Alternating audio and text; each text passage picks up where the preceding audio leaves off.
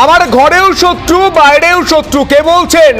বীরভূমে দাঁড়িয়ে কাজল শেখ বলছেন, তিনি বলছেন প্রাণ সংশয়ের আশঙ্কা আছে।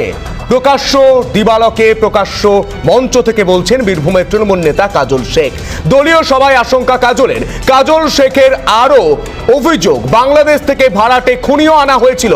কয়েকদিন আগেই কাজল শেখ কার্যত অভিযোগ করেন, ঘরে বাইরে সব জায়গায় শত্রু। আমি জানি যে কোনো মুহূর্তে যে কোনো স্থানে আমার প্রাণের বিপর্যয় ঘটতে পারে। আমি জানি, কিন্তু ভয় করি না।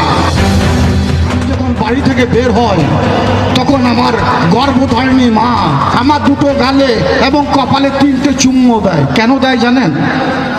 যে হয়তো এই ছেলেটা আমার আর ফিরে আসবে না, কারণ আমার ঘরে বাইরে সব জায়গায় শত্রু। আমি জানি যে কোনো মুহূর্তে যে কোনো স্থানে আমার প্রাণের বিপর্যয় ঘটতে পারে।